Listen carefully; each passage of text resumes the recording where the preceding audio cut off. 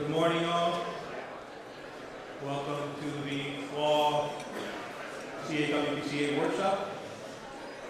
I want to thank all of you for your continuing commitment in attending these workshops. We greatly appreciate you taking the time and your continued support.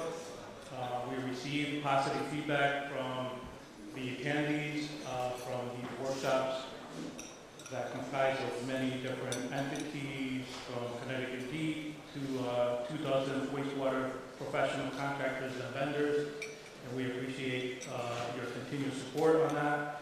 And I also wanted to recognize the board members that are present today so that you know who they are.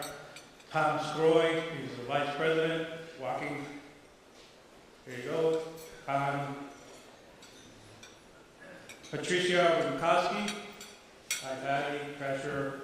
Mary Berry, she wasn't able to come in today. Bridget Buckley, she's running around doing a lot of other stuff that I don't have to do. Brian Armett, Brian. Bill Brink, did Bill Brink make it today? Jack Healy, here's Jack. Alice Kelly, see her. Robbie Marshall, there's Robbie. Lee McNamara, Larry Murphy, here's Larry. Bill Robinson, Jay Sheehan, Ray Drew, I saw Ray, yep, there we go. And Carol Walter. Hi, Carol. I've also been approached by 2 other members who are actually interested in joining the board, and we'll discuss these at our next board directors meeting. And actually, I'm happy because we have a full slate, actually 15 boards, and the bylaws actually indicate that we could have up to 16. So I'm glad that there's people who are interested in joining the board. So we obviously want your input, and we'll consider those that have approached me in joining the board. I also wanted to acknowledge Denis, she's the Executive Director of Warwick Sewer Authority, and she's the current UE president, and she's here today. Denis, thanks for coming. I also wanted to let you know that we are having a drawing on gift cards. There's a couple of forms that if you could fill out, if you want your name to put in the drawings, and we're going to do the drawing at the end of the workshop, so you can stick around. I also wanted to let you know that we're happy to announce that we, due to the organizational success in the sponsorship program, we're able to restructure the signature sponsorship program, so that now you're actually, we are offering you to actually have a sponsorship in one calendar year. So you actually could sponsor this, these 2 workshops in 1 year. We're also obviously offering the corporate platinum, gold, and silver sponsorship opportunities. And as you can see, all these sponsors, I'm not going to read them all, but we're definitely thankful for being sponsors of this event. We continue to collaborate with our partner organization, the CWPAA. I know Ray Weaver hasn't been able to attend today, but we'll have Virgil Lloyd come up later on to say a couple of words. So we want to continue this partnership. And one of the things that we actually created is a joint government affairs subcommittee that is made up with board members on either side of the organization. And what that has helped us is to make sure that we review key legislative issues and develop recommended approach on promoting these issues that affect the wastewater utility operators and water pollution control authorities. Both organizations partner to retain the services of a lobbyist firm to continue to monitor, review, and respond to the legislative issues. The Cawpca website also is a utility and a great tool that you can use to figure out what's going on, what legislators are recommending, and it has a tracking tool, including a video presentation of these workshops. We again want to just continue saying that appreciate your support and continue looking to ways to improve the organization in collaboration with all other organizations.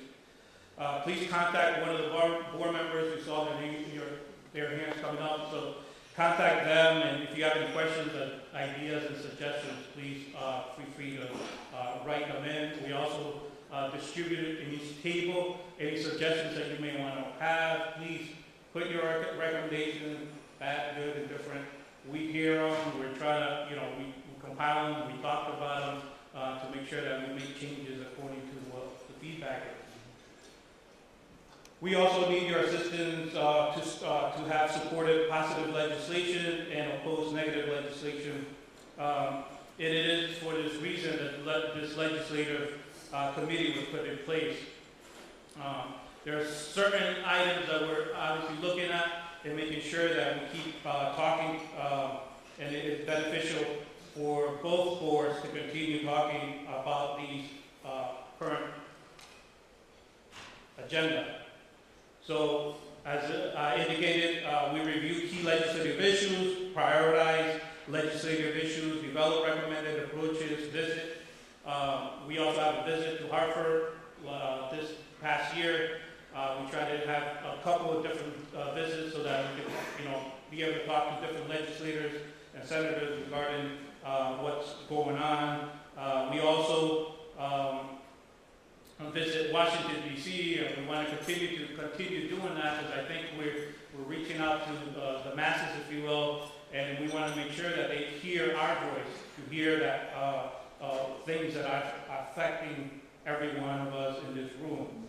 Some of those issues that we see, obviously we have the partner from our lobbyists that we jointly, both organizations retain to continue having someone to understand what's going on, and not only that, to be able to schedule meetings if we need to schedule meetings, and the effort that we have up in the legislative house. So the other things that we're looking at is what's going on with biosolids. I'm not going to get into dispersible and non-dispersible, collection system funding, shoreline wastewater solutions, Connecticut statewide water plan, the water reuse, and there's also some recent legislation that was passed, which is the pure regulation that we know that passed with Bridgeport and Stanford, which has oversight over rates on those two entities. And as we know that this might affect other entities, so we need to keep an eye on what's going on with that, and obviously be on the table to discuss the changes that are happening on that regard. So with that, I'll ask Virgil to come up and say a couple of words. He's representing, as I indicated, the CWPAA. Thanks, guys. Good morning, everyone. Just share a couple updates on what's been going on with the Connecticut Water Pollution Abatement Association, or CWPAA. We have been, as Denis said, we've been working together with the CAWPCA group on a number of legislative kind of initiatives, and we've been down to Washington, as he said, and had our visits at Hartford. And over the years, I think, as we'll hear from George Hicks in a little bit, that these efforts have really been, I think, pretty critical in raising awareness in the legislature for the importance of the Clean Water Fund and for funding that vehicle, which has benefited a lot of communities in this room. So that's one of our achievements that we're very proud of, and takes a lot of coordination on that one. Just a couple other things. We had the operator exchange is an event that the CWPA does, where an operator from one of the other New England states will come and spend a couple days here in Connecticut looking at some of our treatment facilities, and similarly we'll send one of our operators to that same state, and they have, it's a really experience for these operators, and something we've been doing for a number of years. It's really a NUIA-sponsored event, and this year we're doing that with the state of Rhode Island. And one of our operators from Stafford went to Rhode Island. Actually, they went early September when the Narragansett group has their clam bake was sort of a featured part of the second day or third day of their event. We're going to be bringing the Rhode Island operator here in the second week of November, which is the week that we have the Managers Forum, which is an event that's coming up. And so on that, earlier in that week, the operator will be doing tours at the MDC treatment plant upgrade on a tour of the tunnel project that's going on, coordinating that with Jeff Bowers. And we'll also be doing some tours down with the Manchester treatment plant, which had a recent upgrade. And Bill Norton is helping coordinate some visits down in the Fairfield County kind of area. So we'll get him kind of all over the state. So that's really an exciting thing. You know that the CWPAA does we have our annual golf tournament. It's called the Sewer Open, one of the great names for golf, I think. And but one of the benefits of that event is that we raise money for scholarships. And so this year we gave out $3,000 in scholarships to high school seniors that are going to study a major that has to do with either environmental science or environmental engineering. I also want to recognize the Stockholm Junior Water Prize winner, which really is an international competition that's administered through NUIA. Each state has a winner, and then those winners go to a central place in the U.S., a site that varies. This year it was in Ohio, and then they compete there. And the winner from the U.S. gets to go to Stockholm, Sweden, and compete there. And it's a really tremendous opportunity for these students. It's open to any high school student, freshman through senior years. This year's winner was from Cawpca down in Greenwich. Her name was Verna Yin, and I will read her name of her paper. I had to write this down, which her topic was. It's filtration of heavy metals from drinking water with used coffee grounds embedded in discarded polyurethane sponges. So I had to definitely look that one up to read that one, but there's some really, really talented young people out there, and this is a program that's really, we really like to support. And in fact, both agency groups, the CWPAA as well as Cawpca, donate $600 each to fund their transportation costs out to Ohio to compete. Let's see, what else do we have on here? Yeah, I mentioned about the Managers Forum is coming up. Also, I've been, for the past couple of years, I've been the state director for Connecticut, which is a position, really a NUIA position, and starting in January, that's going to be Bill Norton who's going to be taking that position. So if we'll have the pleasure of writing the updates for the NUIA Journal and helping coordinate other issues between NUIA and the state. So really looking forward to that for Bill. And my last thing I wanted to note here is I want to congratulate a couple of people in the room. And one of them is standing right here behind me, Denis Cuevas and Mike Bizai. Where's Mike? Right there. Mike's the former president of the CWPA group. But Denis and Mike were just this week were nominated or appointed by the governor as one of the as commissioners of the water pollution, the New England Interstate Water Pollution Control Commission, NUIPIC as we call it. That's an interstate organization. We all are familiar with TR16, so design guidelines and other training programs they do. And the board, the commissioners themselves are appointees from the 7 states. It's New England and New York. I don't know how they figure New York's part of New England, but so it's 7 there anyway. So it's a pretty prestigious position, and really I'd like to recognize Mike and Denis and thank you for stepping up and doing this. So.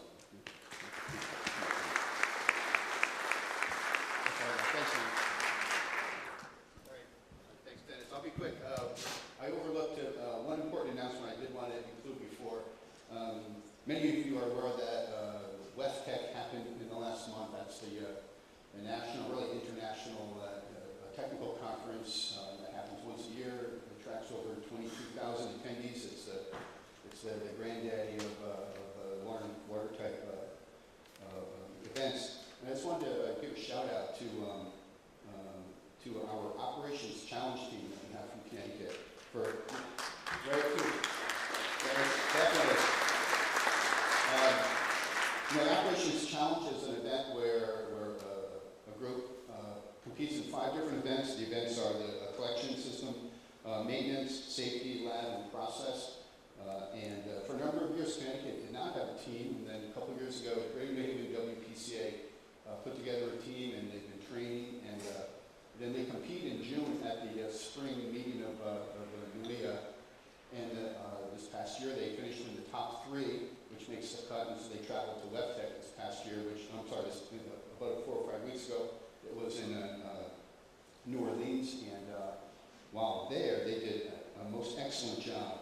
They finished 2nd in the process category. This is on a national scale. There was 44 teams out there. 38 of those teams are in the Division 2, which is based on community size. So that is very, very impressive that they came in 2nd internationally. So that's the Gary Shrelak from Greater Haven. Well done as coach. And definitely. And also, Janine Burke-Wells, of course, their new president, who also is from Rhode Island. The Rhode Island team, I should give them a shout out as well. They finished 1st in the process category. And the 3rd team from New England, Maine, finished 5th in the process category. So the New England teams had 3 of the top 5 slots there in the process. So well done, everyone.